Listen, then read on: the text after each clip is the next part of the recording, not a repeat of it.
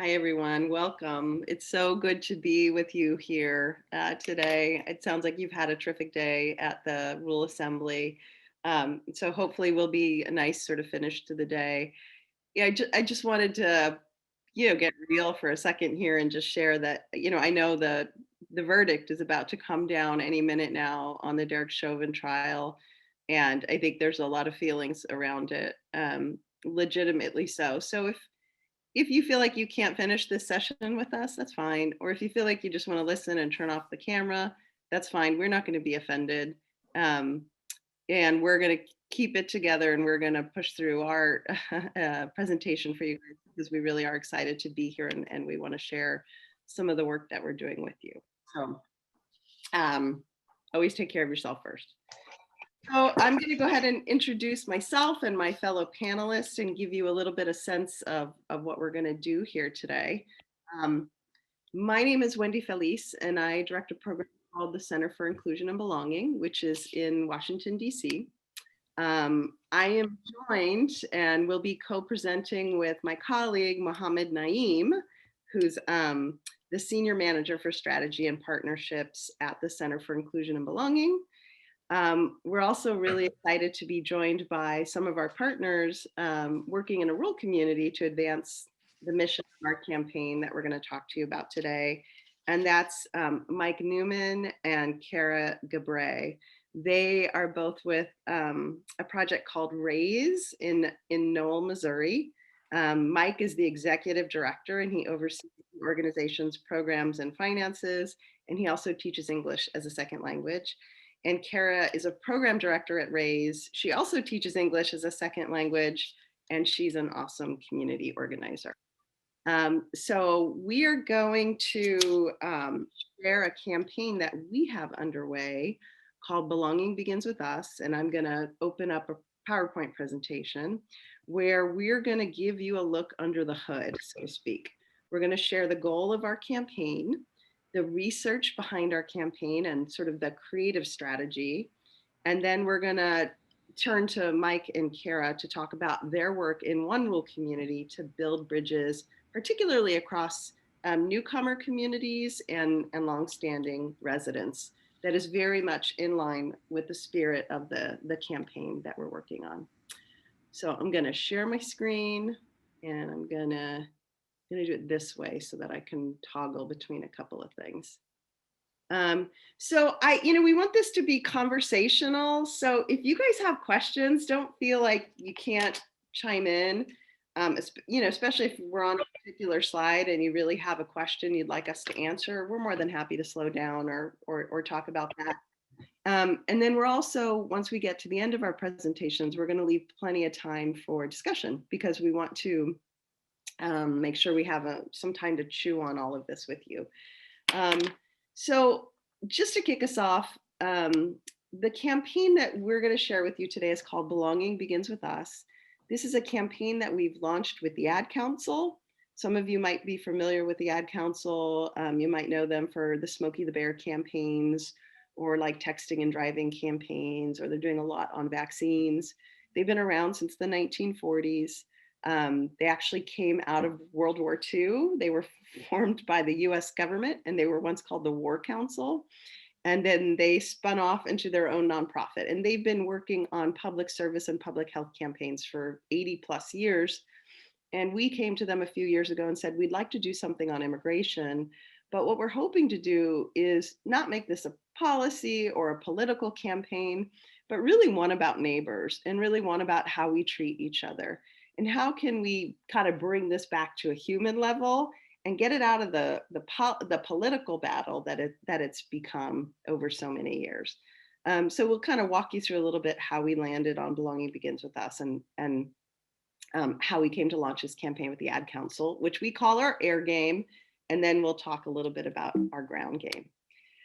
So theory of change is like a fancy thing that people in the nonprofit world use. People say, what's your theory of change? How are you actually gonna change anything? And so basically what we're trying to do is shift norms and behaviors around immigration by amplifying positive, persistent, and humanizing narratives, by developing binding storytelling strategies and creating positive, consistent in-person experiences. If everybody could just mute themselves, that'd be super helpful because we're getting a little bit of background noise. Thank you so much.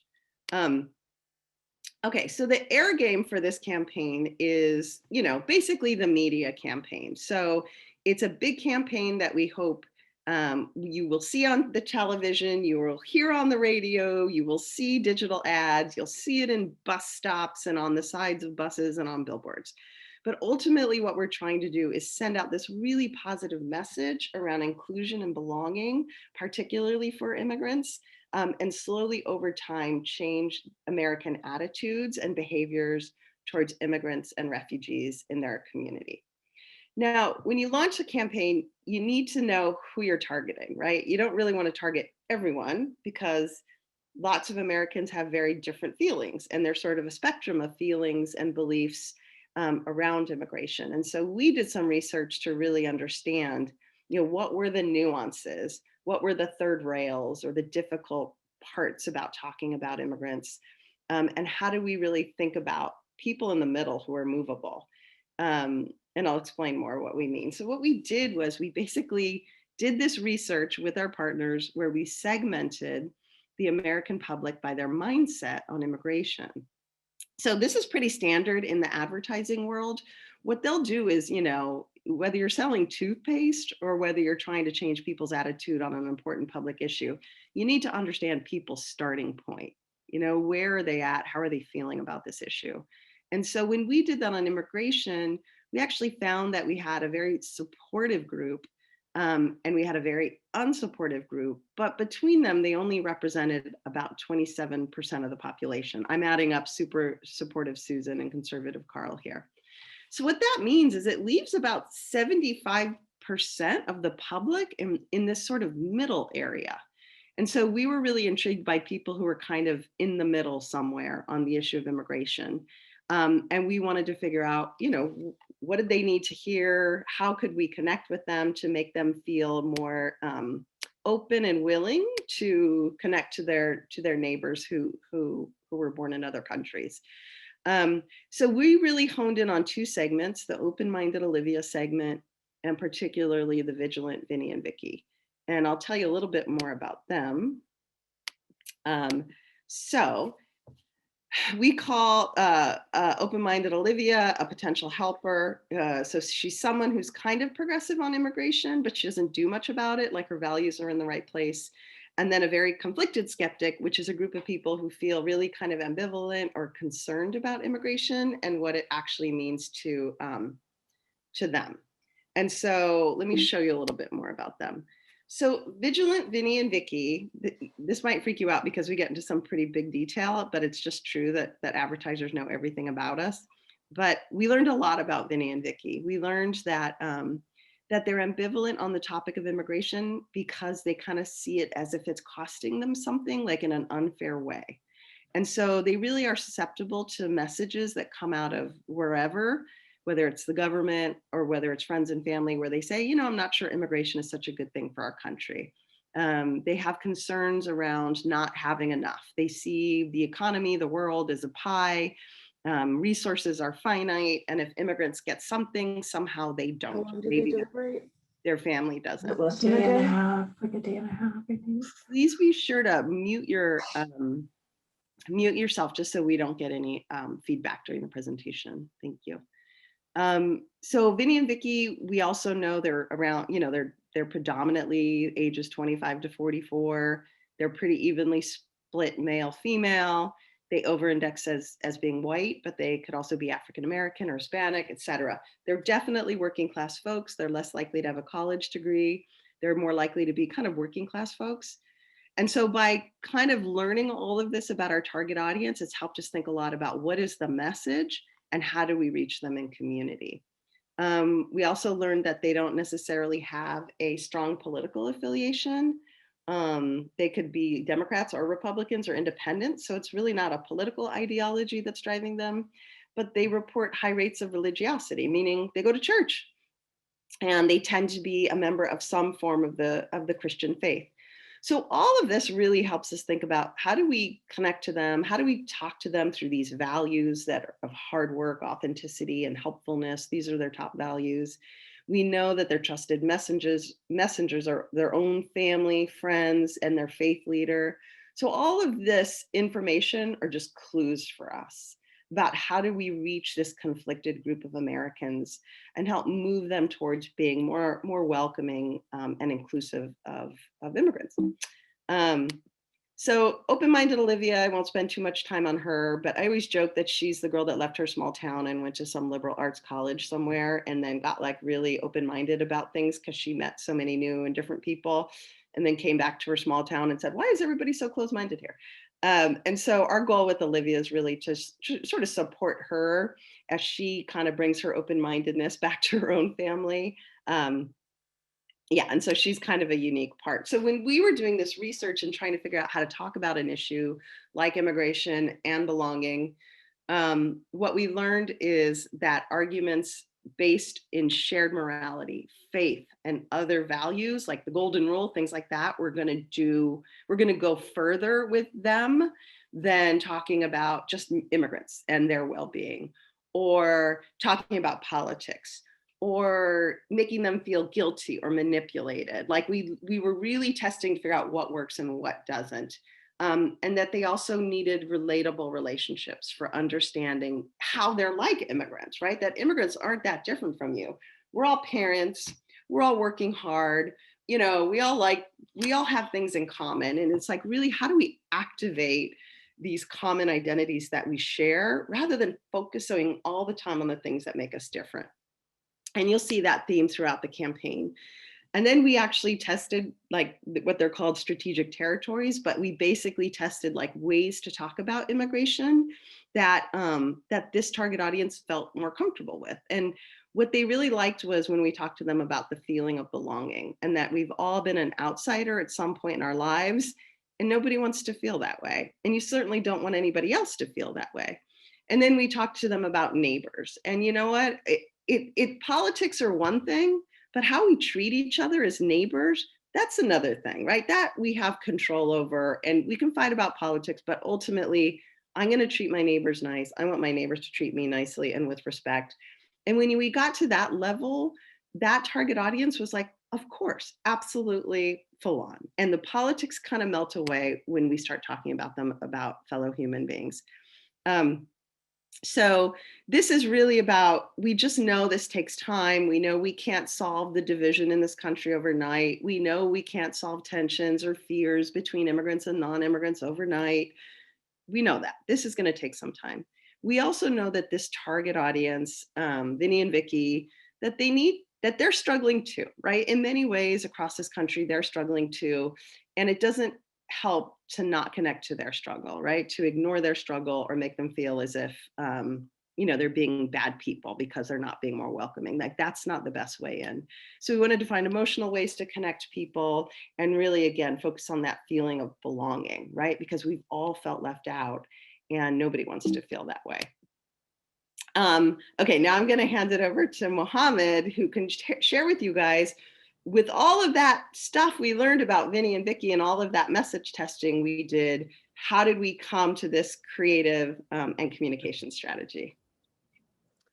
And thank you, Wendy. And someone in the chat, Meg in the chat, had said, how did you get this data? And just to sort of quickly answer that, prior to launching the campaign, we went through a series of research exercises, both quantitative and qualitative, to give us a better understanding of who the audiences were and what were some of the sort of strategic communication openings to reach those audiences. And so let's go to the next slide. Yeah, just to tell you really quick, we did focus groups in Georgia, Missouri, Georgia, Texas, Iowa,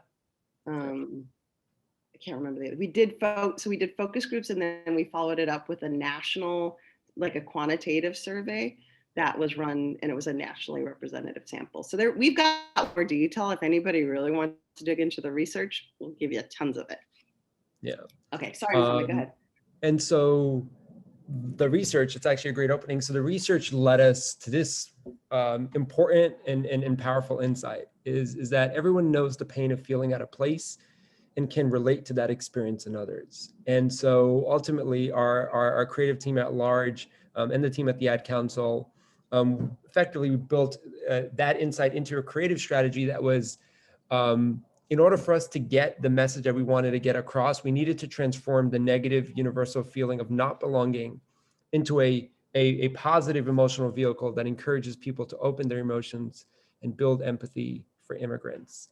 And the main message being, because everyone knows how it feels to be excluded, they also know how to make others feel like they belong. And everyone has the power to welcome others in their community. And what cuts across the insight, the creative strategy, and sort of like to production is that sense of agency. And so here's the ad, and Wendy will play the ad for you, and then I'll share some important sort of tidbits on the back end. If I could be you, and you could be me for just 1 hour. If we could find a way to get inside each other's minds. If you could see you through my eyes instead of your ego, I believe you'd be surprised to see that you've been blind. Walk a mile in my shoes. Walk a mile in my shoes. Yeah, before you abuse, criticize and accuse. Walk a mile in my shoes. Walk a mile in my shoes. Well, before you abuse, criticize and accuse. Walk a mile in my shoes.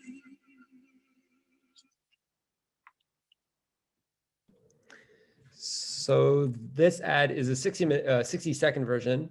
It has been seen on YouTube over 400,000 times, which we're really pleased about.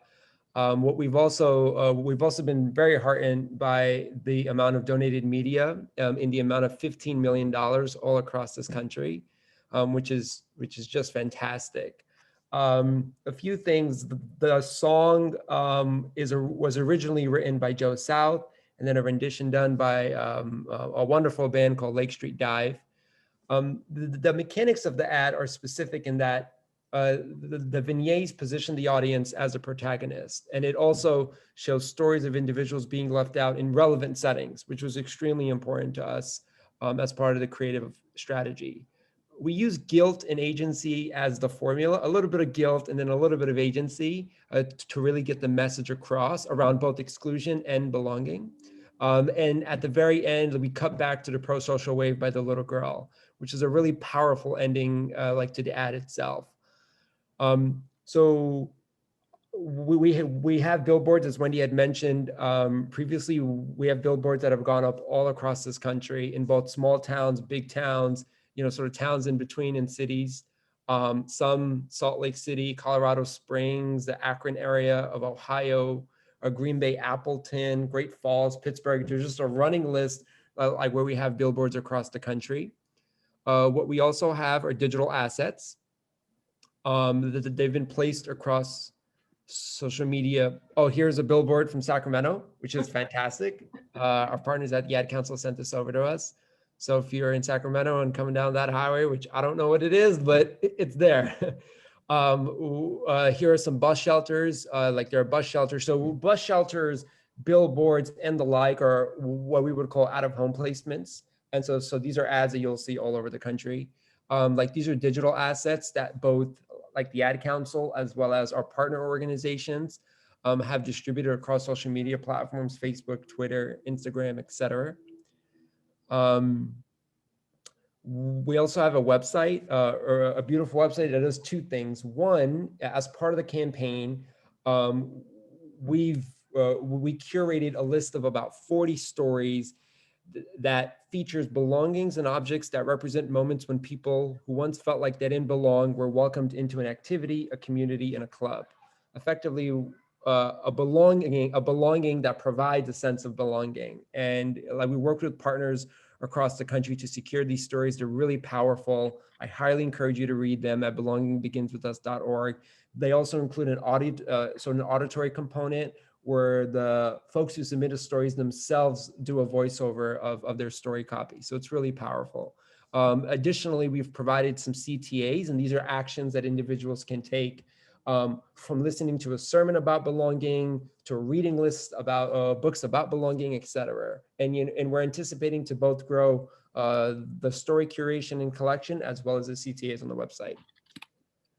And I think I am passing it back to you, Wendy. Thanks, Mohammed. There was a quick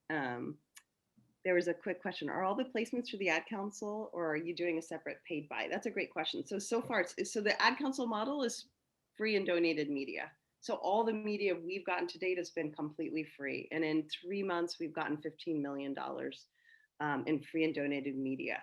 I'm tickled this week because I've been seeing it at night on Cartoon Network during Family Guy.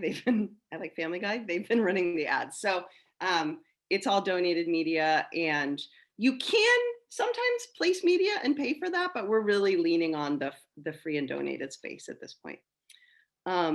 So that's the air game, so to speak, the media campaign. And please do check it out on our website, belongingbeginswithus.org. But, the Ad Council was really smart when they said to us, sure, we can run ads, we can run them for years, it'll be good. It helps set a new norm, right? It helps people think about work that is, that like it sends out a better message. But if you don't do work in community, right, then you're not going to really have the impact that you want to have. So we started thinking right away, how do we build a ground game, right? What happens underneath this beautiful media campaign that lives up to the spirit of the campaign, that allows neighbors to actually get to know each other, particularly people who are kind of ambivalent or feel like their community's changing and feel like they don't have a place in it anymore. Like, we wanted to help people overcome some of those obstacles for getting to know their neighbors. And the idea is, our research tells us that only 1/3 of Americans have a close personal connection to an immigrant. So our goal is to change that from 1/3 to 2/3. That 2/3 of Americans would have a close enough personal connection to know an immigrant, know their story, know what they've been through, and use that firsthand experience to sort of vaccinate them against some of the hateful rhetoric and disinformation that we often see pushed out about newcomers to communities. And so that really became important, is how do we get different institutions of American life to help us carry this ground game at? And so what we started doing was building a table of partners, and this is just the beginning, but like, we really wanted to bring in people like the YMCA and the Christian colleges and universities, right? And just continue to invite in new partners. And we were really lucky that one of our partners, Welcoming America, was also reaching out more hyper locally. Yeah, I did see the Chauvin Guilty on All Counts. Thank you for sharing that, Jan. I think it's, again, like, I just want to say, like, if people need to tune out, take a break, walk away, we will not be offended. I know this is a very emotional moment for probably everyone. So please take care of yourself as you need to. So that's really become, is how do we get from 1/3 to 2/3? How do we bring in these trusted institutions of American life? Welcoming America did this great work to connect to some of their local partners and say, hey, how can we do this work locally? Can we pilot new stuff? Can we try new stuff? And thankfully, our friends at Raise in Knoll, Missouri answered that call. And we started this before the pandemic. So we had a period of time where we could actually start piloting some of these strategies before the pandemic. And so I'm now going to hand it over to Mike and Kara, who can tell you a little bit about the work they've been doing in Knoll. And Mike, you can go ahead and share your screen now. I think that should work. And you should be able to get started. And then Carla just had a quick question in the chat. Does the demographic data support that it's possible for 2/3 of Americans to have a personal connection? I don't think I totally understand your question, and I don't want to screw it up. So do you want to unmute? So sure, I realize it's after 5 and my brain is only halfway working. So I don't know the national demographic data well enough. Is it really possible that there are, and especially in thinking about rural areas, that it's possible for 2/3 of all Americans to have a personal connection with an immigrant? I see what you're saying. Like, is it You know, like, I mean, obviously, if you live in an urban area, yeah, and I just don't know if that's truly possible once you get out of metropolitan areas. Yeah, I mean, that's actually a really good demographic and mathematical question that I don't have a really good answer for right now, Carla, but thank you for asking it, and I will follow up with you. Hadn't thought of it. I just always think of my hometown and whether things are possible in my little teeny tiny hometown. Yeah. I mean, you know what's really interesting, Carla, is where immigrants are settling is very much in Yes. traditional Yeah. gateway places. Yeah, Immigrants right. are much more likely to settle in the South and the Midwest these days than they are in like New York and LA and Chicago. Right, right. So I do think there's an incredible opportunity, but what happens is, and this is a great setup for Mike and Kara, is meatpacking plant moves into town, people come, and who's there to build the connections? And that's where Mike and Kara and their group Raise stand up and go, we'll do it. So let's go ahead and then we'll answer Neil's question after that. But I want to give Mike and Kara a chance to present. Thank you. And I'm going to have Kara kind of start because Kara is the founder of Raise, and she really got into this inclusion primarily with Welcoming America. And the first project that we started was a project called Mommy and Kids. So I'll just have Kara mention it. So the idea with Mommy and Kids was that we provide a place for the moms to come together and the children to come together. The moms, of course, want to have a break. And so the moms had social time that was like, we facilitated that. And then the kids had time where they could interact and like just, it ended up being lots of play. But like some of the moms, they worked on making recipes together and just a lot of sharing of different cultural experiences and their stories and just connecting. But then of course, COVID hit and made such a program not possible. So Raise pivoted and we shifted towards the community garden where we could do something outdoors, more space, more social distancing, and tried to bring people from the community together in working on the garden together. So we will talk about the community garden.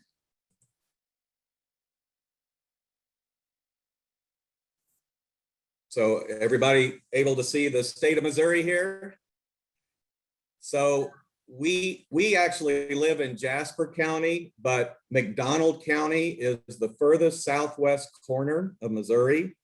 This is Kansas. It borders Oklahoma and Arkansas. Knoll, Missouri is about 5 miles from the Arkansas border. In 1980, the McDonald County population was only 15,000. Knoll was probably about 400 to 500 people. And I can pretty much say that probably 80% to 85% were conservative Carls. So by 2010, with the arrival of all the meat processing plants, mainly chicken processing, McDonald County population was 23,000 people, 8,000 more people, or a 53% increase. Knoll is about 1,800 people from 450.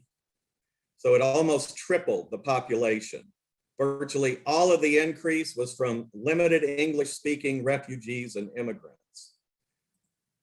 So Raise was created to help all of these people with their English education needs and steer them to the providers who can help them with all the other needs that they need in order to live in America: legal, health, taxes, insurance, housing. In 2020, we were able to help with the 2020 census at Knoll. We don't know the final numbers, but we are guessing that Knoll is now over 2,000 people. What we do know is people from 18 different nations live in Knoll. These people have 4 different legal statuses. We have refugees, we have immigrants, we have compact free association states, mainly Micronesia and the Marshall Islands, and we do have people from the US territories that don't speak very much English. So what does it take to start a community garden? We were fortunate. We actually had 2 ladies that came to us and said, we really want to do a garden. We have it on our heart. We want to do the garden and we want to work with people and bring them together. So this Destiny is one of the ladies, and this was one of the volunteers. So they contacted all the different people to get it started. So the first contact was the University of Missouri Extension. They did a soil analysis for us to determine what could be grown in the garden. They also did a sketch outlining where different items would be grown, the fertilizer that would be best suited to the vegetable or herb, and where fruit trees should be planted. And when things should be planted. You need a community partner that will donate land for the garden. We were very fortunate that the Knoll Housing Authority had approximately 3/4 of an acre that they own, and we're not planning on building houses on.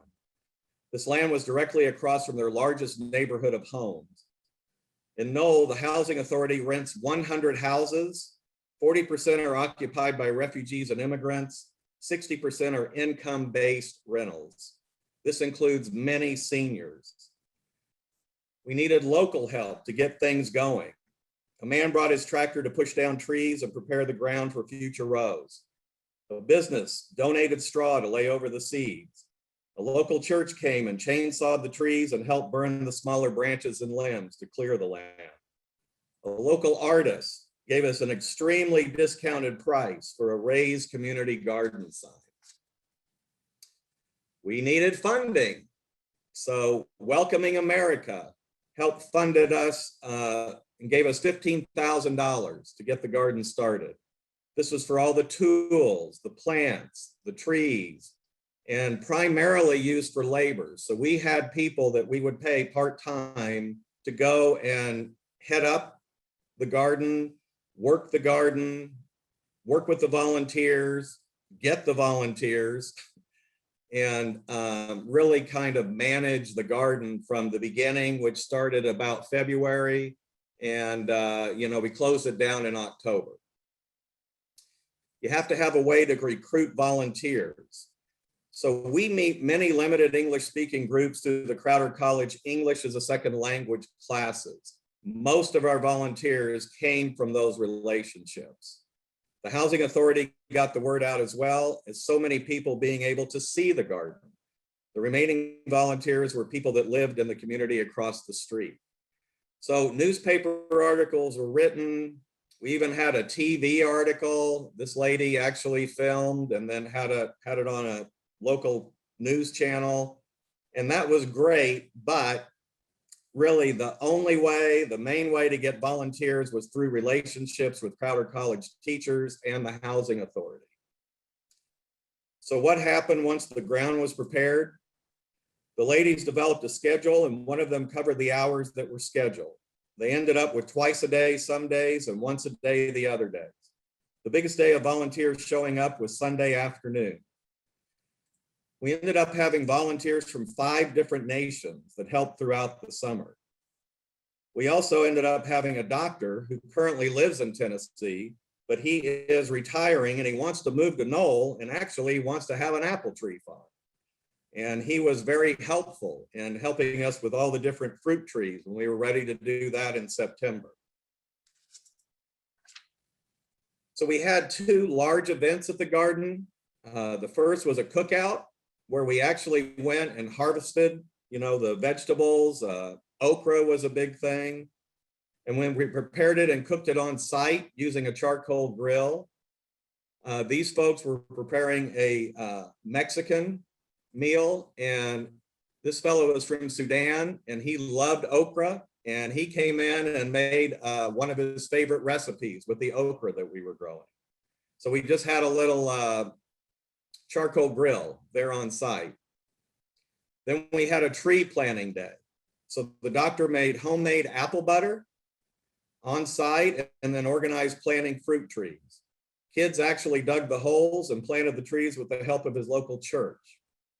The kids played Story Stitch, which is a game Welcoming America promotes to help break down multicultural barriers.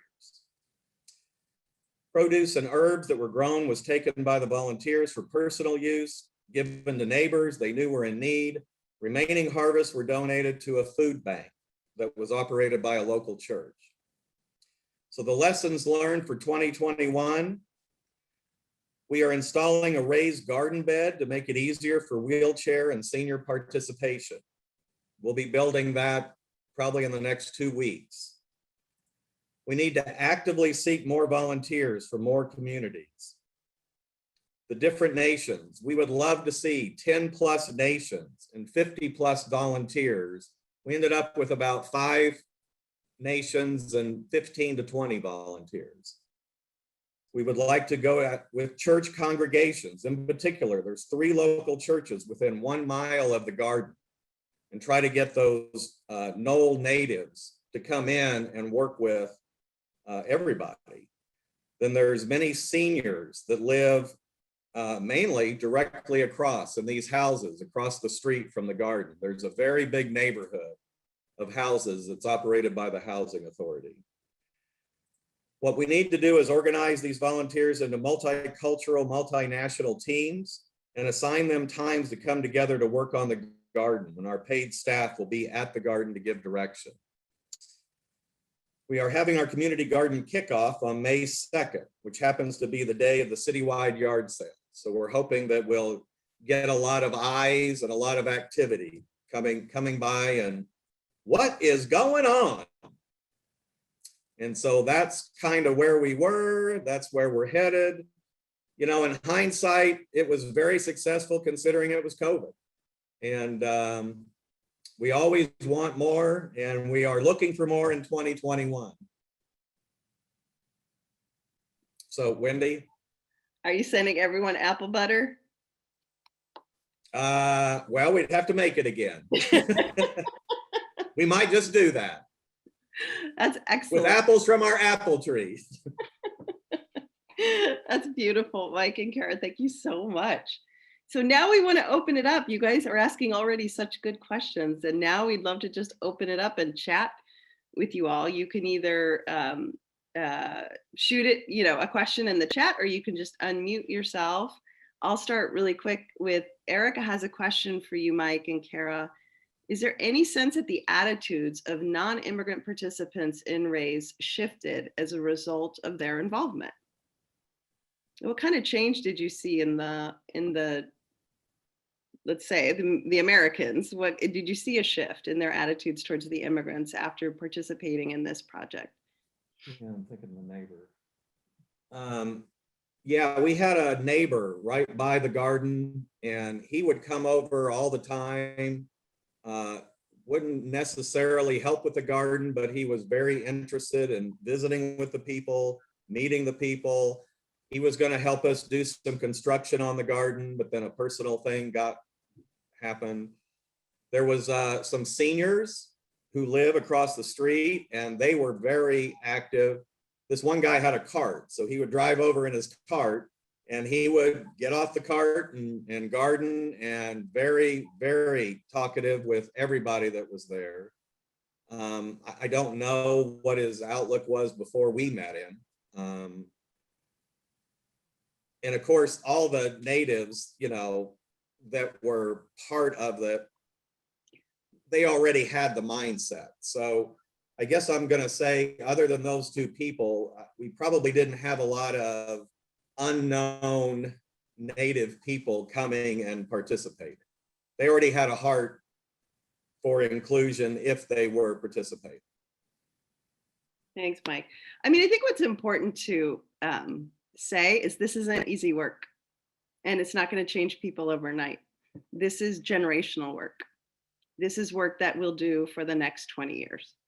And in a place like Knoll, I think I would not sort of understate that what Mike and Kara is doing is so important. It happens all too often where a meatpacking plant comes to a town, changes it demographically, you see some flight, and then you see people left to figure it out on their own. And it really is people like Mike and Kara that take up the mantle and say, we're going to figure this out. We're going to figure out how to make sure neighbors know each other, how to make sure the refugees are, have a sense of belonging. And so, I mean, the idea of doing it through gardens, doing it through other Mommy and Me strategies is we need to start piloting strategies where the most ambivalent Americans can find a way to connect to people in a very, in an easy program. Like, I like gardening, I'm going to go garden. I don't care who's there, right? And we sometimes want to ask people to come in relation to each other and have hard talks about, immigration policy or why they came here, and this is just a very easy, lower temperature way to engage. And so I think we have to, we brought our partners at Knoll, but Welcoming America and us and YMCA and all of our other friends, we're piloting lots of different strategies around the country to figure out what works, particularly with those Americans that are most ambivalent. And so it's going to be a while, but we got to start somewhere. And I think what else is really important to tease out that Mike and Kara did is there's no why there. There's no Walmart there. There's not a lot of resources always in a rural community. So the fact that they were able to leverage the extension program at the local university and the housing authority was so smart, right? They figured out, okay, where are the resources in our community? There's someone who can help. And they figured it out. And so I think that's just the tenacity of rural living, right? Is you do have to figure out how to bring partners in. So yeah, I just wanted to highlight those couple of points. And would you add anything? Yeah. I think it's significant too, like it was 1 year and we started in COVID. And so we don't expect to have all the answers in 1 year, but if you can take the momentum and like we started somewhere, we did something well, this year we're going to grow even more, and like just throughout time, the change will happen.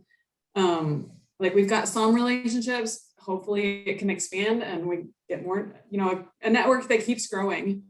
So don't think that you have to have all the answers to just start. Just go ahead and start. Right. There's a great question about how we plan to evaluate the effort both nationally and locally.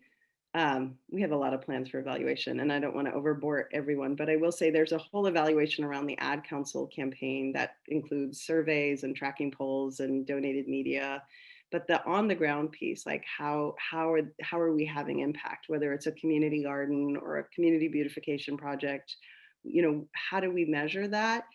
We're using the principle of social contact theory, which has been around since the 50s. It was created by Gordon Allport. It's continued to be studied, in particular by a woman named Linda Trop at the University of Amherst. And she's working with us to evaluate pre and post surveys in some of the projects to see what kind of shift it's having.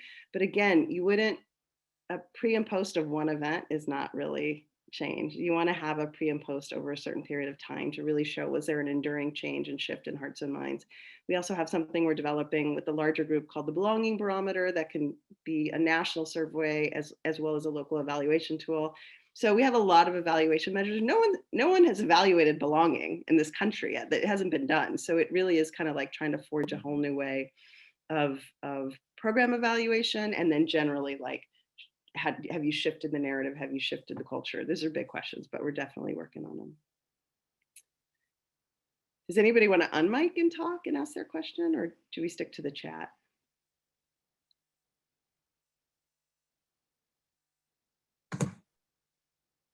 Okay. I did post a question in the chat, but my question is, from a local perspective, how can we take the AIR campaign and bring it to the ground level? I mean, Raise did that really well. Are there any materials? I mean, is it just kind of up to us at a local level to say, hey, this is how we can put feet to this activity? I think it's a couple things. We'll send you we'll put in the chat the toolkit for Belonging Begins With Us. And that the toolkit is a little bit more about how do you call your local television and radio station and say, hey, can you play this PSA? This is a real nice PSA. Or, or write an op-ed, or, pitch a local reporter. We can share the toolkit in the chat on that. But the other piece is like, how do you activate it on the local level? You just do it. You say, we love this. We think belonging begins with us. And we want to do something in our community. And here's the secret formula, right? It is come together around a community goal, something everybody wants to accomplish together. Make sure everybody's on equal footing so that there's no power differential, that it's all kind of even. So it doesn't feel like charity, but actually feels like a community-based project. And let everybody come together and bring their talents towards it. And that's why the community garden fits the bill, because so often when we think about immigrants or refugees, we think about like a charitable situation. How can we help these people? And that's fine, and that's great, and that's very much needed. But what we're asking people to do is, those ambivalent Americans might need help too. And so how do we make sure everyone's helping each other and that it's a bi-directional thing? And what's so brilliant about the garden is what was left over, they were giving to families in need. Now that's immigrant families and non-immigrant families. And so it's getting ourselves a little bit in that mindset of belonging is a two-way street. It's something we give each other. It's not something I can just give you. We have to give it. You have to invite me into your club and I invite you into my little club and we're together. So it's really up to you. And any way you want to take pictures of your event and share it on social media and tag Belonging Begins with Us, we love it. There's also Welcoming America does Welcoming Week activities. And if you go to the Welcoming America website, you'll learn about Welcoming Week, which is in September. And this year we're calling it Belonging Begins with Us Welcoming Week. So there'll be lots of activations around that. And you can share your activities with them about what you're going to do in your community to create a more welcoming community. And they'll put it on their website and help publicize it, the different activities going on around the country. So it's we're like a new growing little grassroots movement. So join us and connect to us on social media and any other way. And we'll share our email addresses with you guys too. Thank you. Yeah, and like Wendy, I think Wendy really makes a good point, because when we first started out, the focus is just limited English speaking, refugees, immigrants, and we evolved as we were getting our message out that we're here for the community. And the community is the people that were living here before, plus refugees and immigrants and the people that had to move in here in order to do the chicken processing. So I think that has helped make a difference. So some of the things that we offer, with the focus being refugees and immigrants, we would still do for a native, a US citizen. Tax returns, for instance, anything like that we can help and try to draw people together to see that we're all in this together. I saw a question in the chat about, was the health department, something, I lost it, but we are connected with the health department, but it tends to be, we help them get interpreters for their contact tracing or for their needs. But it's good communication both directions. Yeah, we've finally gotten our name out enough that local people know if they do need to reach different populations, they come to us and say, can you help us? And that's been a big help. Catherine, I like what you wrote here. I wonder if you want to say something more about this. I'm involved with placemaking initiatives and they offer similar opportunities. I'm wondering about the benefit of making this a practice of being rather than problem solving. Can you say more? I'm intrigued. I think she had to leave. Oh, interesting. Can I say Sure, something? jump in, Erica. Yeah. Yeah, I mean, Mike, what you were just describing too, with like rolling out other types of initiatives too, it started making me think of the great rural tradition of mutual aid and the Grange societies that are only active or semi-active in a few places now, but it's almost like a modern reinvention of the really critical role that I think the Grange has played historically. And so I want to think some more about that. And I was also thinking, like when you were talking about the great local press coverage that you got, and I was thinking, it would be so great too if what you guys are doing, if that story could be lifted up to, you know, be publicized beyond your community, and also like so that people in urban areas can get a sense of the positive things going on. Because like the project you're describing, I think just shatters a lot of negative stereotypes that people in cities have about rural areas that are really fueling and inflaming the divide, you know, and what the people involved in your project are doing is like, you know, that's like the polar opposite, I think, of a lot of the negative assumptions that people make about the attitudes of rural communities. So yeah, it'd be great to, as you go into your next phase, you know, maybe you can actually get some more broader coverage even. Does the story of the New York Times sound like a good idea or a very bad idea, Mike? Those could cut both ways. Yeah, exactly. I'd have to think about that one, but. No, but it's. But no, that's a great idea. That's pretty awesome, Erica. We had not thought that far. If anything, we're thinking like Joplin, Missouri, which is 45 minutes away. So that's our world right now. But yeah, that's a great idea. Let's see. Carrie asked, we have immigrants in our community, but they are quote unquote hidden in some ways because there isn't a single large factory that suddenly brought in a large number of new people. So it seems like immigration is a theoretical issue happening over there for many folks. Do you have examples of how to increase welcome and awareness in communities like this when there isn't a crisis level of awareness? Since Molly's here, I would almost ask her to weigh in on that from Welcoming America, because they do this work best locally. Do you have any thoughts on that, Molly? And sorry, Wendy, let me unmute myself. Hi, y'all. I think that really one of the best ways is to really, as Wendy has been talking about this whole time, think, you know, in some ways less about like, oh, am I engaging folks from every different sort of ethnic community that I have, but also how am I bringing folks together in ways that they can all support what's happening in the community, right?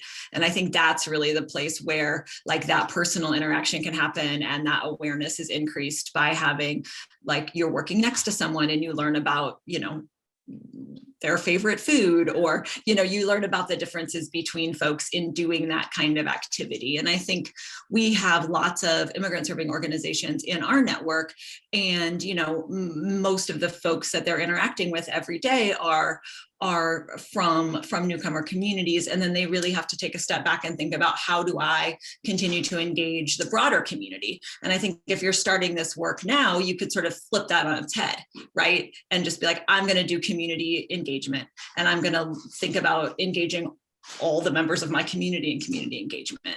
And through that, you can raise awareness like doubly. Thanks, Molly. I mean, we've got lots of different pilots underway. You know, Welcoming America is doing great stuff. We've got different partners trying stuff. So you know, it's new, and we're trying to figure out, how do you do it in different places? Not everywhere, you're right, as Noel, where a big meat packing plant comes in and changes things. Some things change for communities change for lots of different reasons. So we want to try different strategies. Other questions? Does anybody want to unmute themselves and share some thoughts or questions? Hi, Wendy. I appreciate this space very much, and I've just been able to jump in. So I'm intrigued already and have multiple websites to be looking at. But it made me think, our family had the opportunity to live in the Netherlands recently for a year. We were in the northern city of Groningen, and there was a nonprofit we got involved with that was helping Syrian refugees acclimate to the local culture. And what struck me most about the whole thing was simply the words they used to describe the Syrians. They would never refer to them as refugees, but so city of Groningen, they would refer to them as New Groningers, which out of the box assigned them a sense of belonging to the community. So that the power of our language is just what is striking me about how we engage people. Thanks. I love that. You know, we actually, you didn't get to see the ad. Maybe Mohammed can pop the PSA in the link again. We were very intentional about the language that we used. We never say the word immigrant or refugee or anything like that in our ad. We actually say people who move here from other countries, because language, yeah, it carries baggage with it a lot these days. We all know that, right? Certain words really trigger people and trigger certain responses. So we've been thinking a lot about that. And I also work for sort of indirectly for 15,000 immigration lawyers. The only way they know how to talk about immigrants is through their visa category or their protection status, you know, so they'll say TPS holders. And then the average American goes, what is TPS and why are they holding it, right? And it's a dehumanizing and a terrible habit that we all got to get out of. And we got to say our neighbors, our new Americans, our fellow Missourians, you know, you're right. We have to get out of those traps because language matters and it draws a picture in people's minds. And I've had many refugees say to me, how long do I have to be a refugee? When do I get to stop being a refugee? When can I just be, you know, Julia? So your point is very well taken about how important it is to use, you know, humanizing and caring and connected language. Thanks for saying that.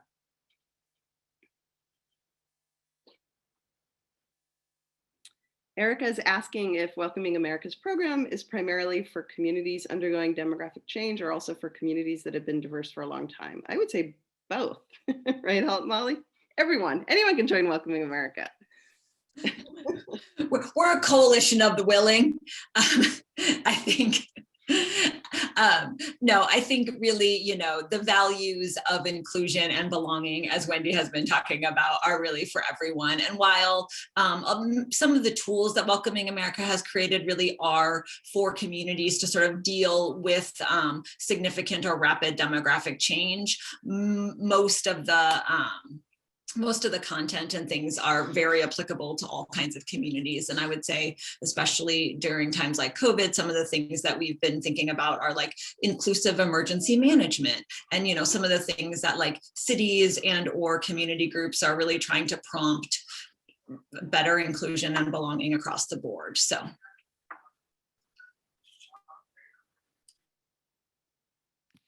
You know, I thought I'd go back really quick to I know we were joking about the New York Times, but you know, and I know Welcoming America's worked in some of these same places. We've partnered on a lot of work, and there are some towns that would never want a New York Times story. They're afraid of the blowback they would get they already get targeted sometimes for being super inclusive in some of their work. And so it's tricky, right? And I just wanted to say that and be honest about that, you know, that some people want to do this work quietly because they don't want to be featured on Fox News and be attacked for what they're doing. And that's a reality for some, you know, people in certain places in the country. And so, yeah, I'm always really mindful about that and worried about, you know, protecting people as much as they want to be protected so they can do their work. And the local stories are way better anyway. Those are much cooler. The local press.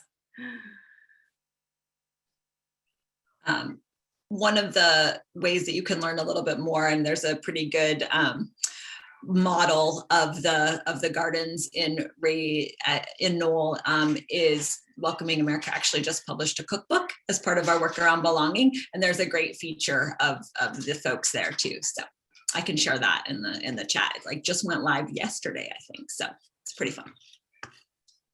Hey, Molly, there's a really good comment too in the chat. I direct the Institute for Rural Emergency Management and would love to focus on these efforts in the next Rural EM Summit. I know Welcoming America has been doing a lot of like emergency response work and would be willing surely to talk about that. And we'd also be happy to talk more broadly about the bridge building work, Diana. So we'll share our emails in here so we can make sure to stay connected with you all. That's great. Anybody else have any thoughts?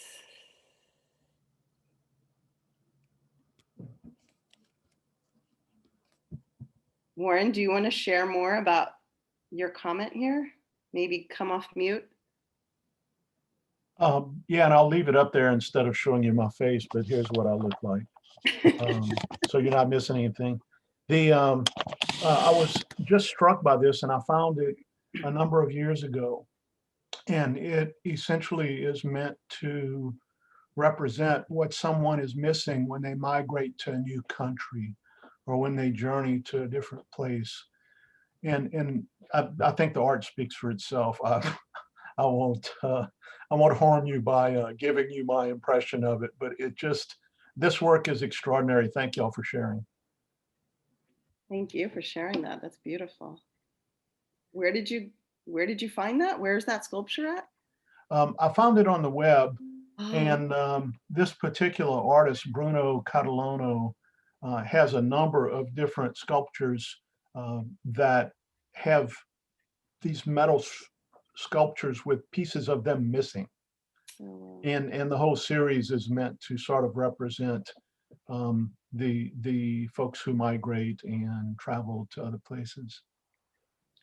Bruno Catalano, and Beautiful. this series is called Le Voyageur. I love that. And Tiffany writes a very nice comment too. I really appreciate the importance of any community organizing that is with people and not just for people. Thinking of relationship building, even from the beginning of organizing, change happens at the speed of trust. Thank you for that. I agree. I think belonging really is about co-creation, right? How do we co-create the community we want to live in together, and how do we make sure everybody's part of that? So thank you for that comment. Warren, the artwork and just your commentary following it. I myself am an immigrant. My parents were refugees from Afghanistan. My dad often tells a story, he didn't, jump on a boat and cross the Atlantic to join, to be registered through Ellis Island. He got on a plane, he got on a plane with a t-shirt and a pair of pants, obviously.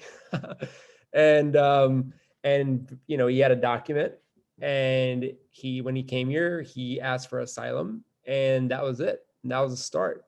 And there was no one else. There's just refugee placement nowadays is quite different. My father was lucky enough to come to Queens, and specifically a growing Afghan community in Queens, where he knew that there would be a sense of belonging, right? But for a lot of these refugees and folks, they get placed all over the country, with no family.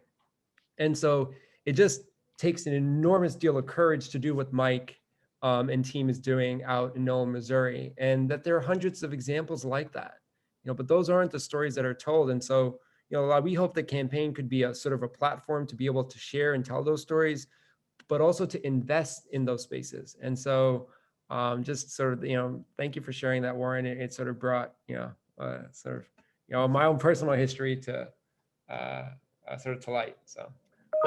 Thank you, Mohammed. I'm a registered nurse in nursing profession, and one of my areas of interest is transcultural nursing. Yeah. So, we talk about a lot of different challenges of people who are immigrants. Certainly one of those extraordinary challenges is a difficult place to navigate, even for people who know it well, and that's healthcare. Yeah. So thank you for your comments. Yeah.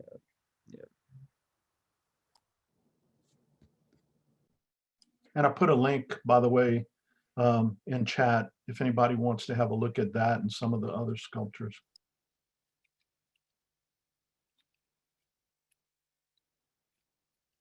Are there other questions?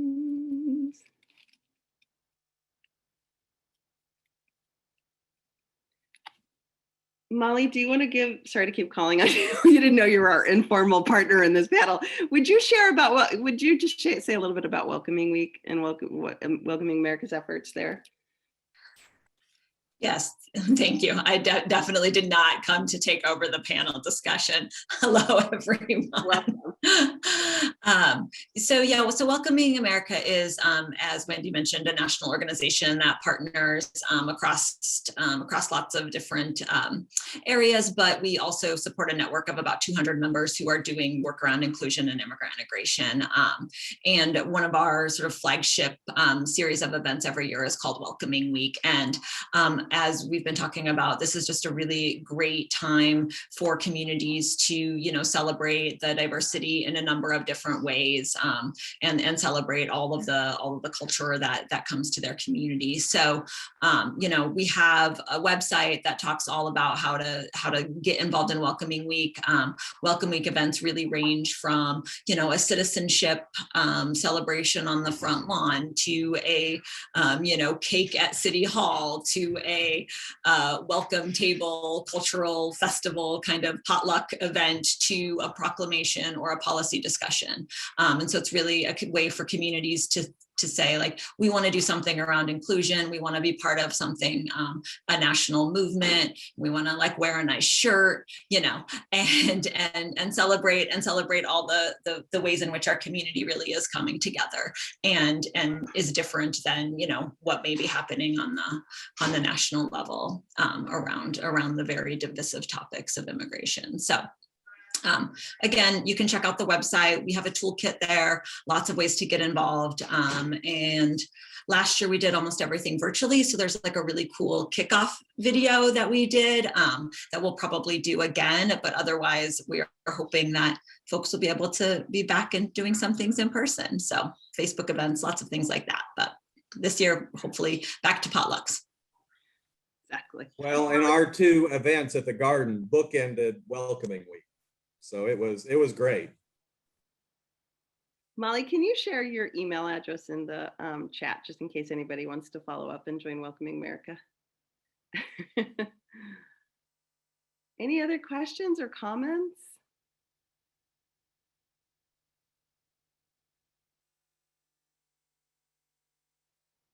Okay, well, you have our email addresses. You have all our websites and all of our ideas and advice. Please stay in touch. Please invite us to your other panels and conversations. We definitely want to spread the word about this way of bridge building across immigrant and non-immigrant communities. And yes, I think it's also a model for lots of bridge building across different communities. We are so thankful to Rural Assembly and to Whitney Coe and her whole team for helping put all of this together and for including us and allowing us to feel like we belong here with you all. Whitney always says the Rural Assembly is for people from rural communities and the rural curious. So thank you for making those of us who are rural curious feel welcome. It's been really great to be with you all today, and thank you for the work that you're all doing. Thank you, Wendy, for saying yes and bringing this campaign to us. And we'll be on the lookout for how we can plug in always and learn. I wanted to invite everyone to take a breather, but then do return to the Rural Assembly Happy Hour. We're having a pop culture night, and it's going to be fun. It's led by somebody who knows how to do some good gaming online. So please do check that out. It's at the Rural Assembly website. You can check out the Happy Hour tab, and there'll be a link. And I hope everybody will return tomorrow. It's so good to be connected. Thank you so much. Everyone, have a wonderful evening.